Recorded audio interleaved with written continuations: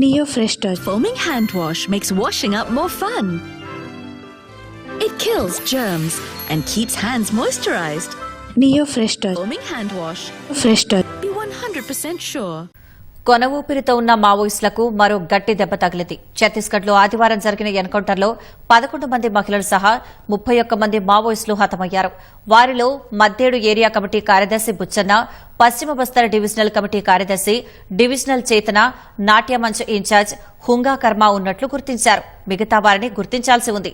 ఛత్తీస్గఢ్ రాష్ట చరిత్రలో రెండో పెద్ద ఎన్కౌంటర్గా పేర్కొన్న అధికారులు గాలింపు చర్యలు కొనసాగుతున్నట్లు తెలిపారు.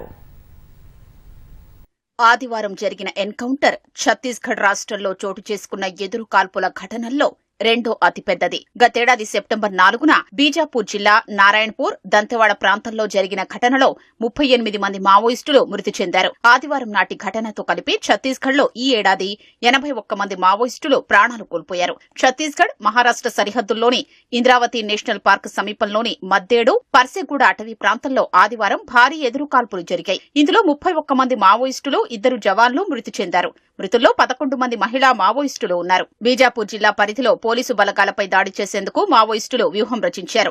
ఇంద్రావతి నేషనల్ పార్క్ సమీప అటవీ ప్రాంతంలోకి పెద్ద సంఖ్యలో చేరుకున్నారు. నిఘా వర్గాల ద్వారా సమాచారం అందడంతో Bijapur district reserve guard, special task force, Bastar fighters బృందాల్లోని జవాన్లు సుమారు 1000 మంది 4 రోజుల నుంచి కూంబింగ్ చేపట్టారు.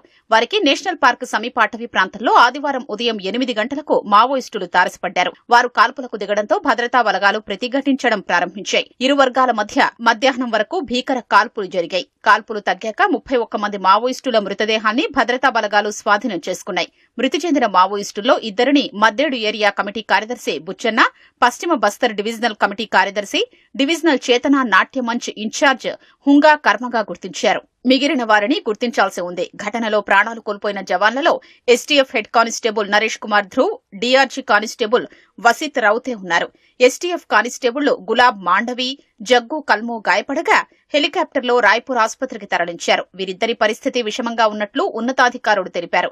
ఘటనా స్థలంలో AK-47 తుపాకులు, INSAS 303, 12 bore barrel grenade launcher, ఇతర ఆయుధాలు, మందుగుండు సామాగ్రి లభ్యమయ్యాయి.